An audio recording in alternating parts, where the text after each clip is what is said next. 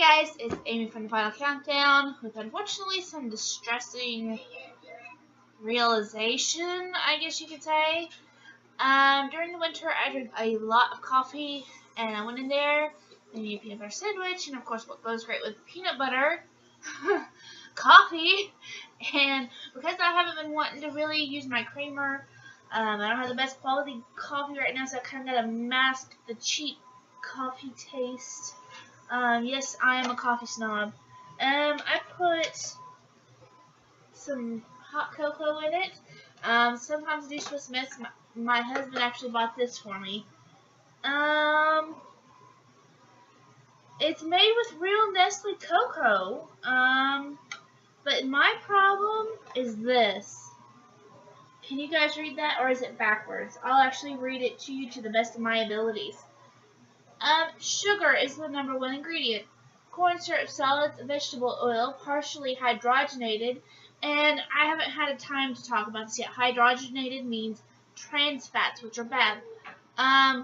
Coconut or palm kernel, and hydrogenated soybean. Dairy products, solids from milk. Cocoa processed with alkali, which I always see that, so I don't know necessarily if that's a bad thing. Marshmallows that include sugar, corn syrup, dextrose, modified cornstarch, gelatin, artificial, and natural flavor. By the way, artificial flavors are linked to cause ADHD in children.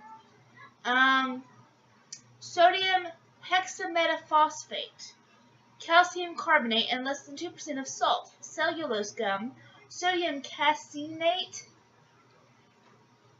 D-potassium phosphate, sodium citrate, guar gum, non-fat milk, sodium aluminosilicate, mono and diglycerides, artificial flavors, and sucralose.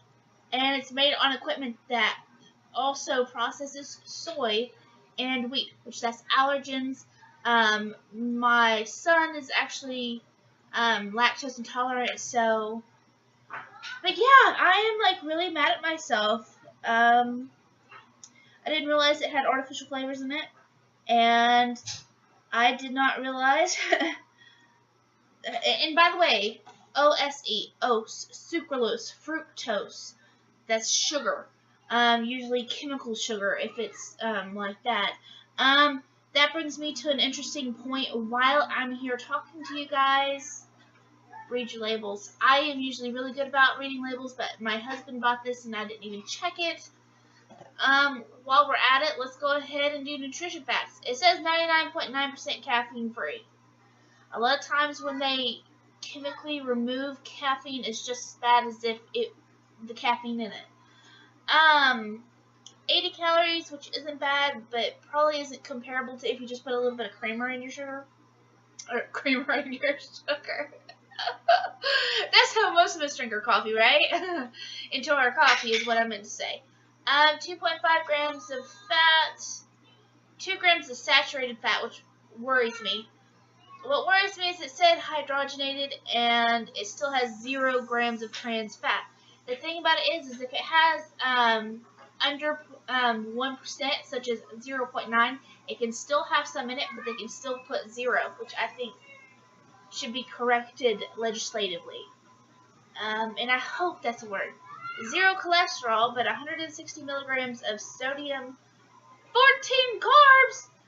Gosh, 1 gram of protein, I guess, is probably one of its only saving graces. 2% of your daily iron and 30% calcium.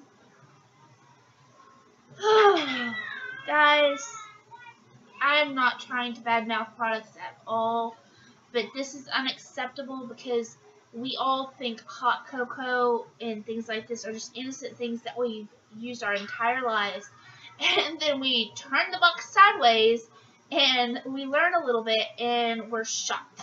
I literally, you can probably hear my dishwasher. I was in my kitchen cleaning, turned on the dishwashers, made my sandwich, added my cocoa. Do you guys see the embarrassment? I want to teach you guys better. I still have some slip-ups. I'm completely human. But watch out for those labels. I am a total, I guess you could call me a label whore, even though it's not directed at fashion, because I read labels like there's no tomorrow, and we all slip up. We all just trust the labels, especially if it says all natural. I'll talk more about that later, but I just wanted to jump on here real quick, record this video, and tell you how disappointed I am that this has artificial flavors. And I will try to, when I actually upload this video, link you to where, if I can find the video where Dr. Oz brought this to light, that ADHD, they saw higher concentrations of artificial colors and flavors in their diet, which is a big thing to me because I have ADHD issues. They've never been medically confirmed. But if I can help prevent those things in my children and having to deal with those type of issues when they get to school, why wouldn't I? I mean, if you knew that a bus was about to go in a building, would you not run in and warn everybody to get out?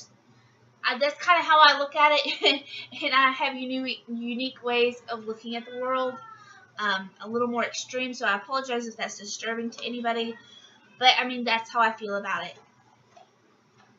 So, gone, no more hot cocoa until I can find some that doesn't have artificial flavors.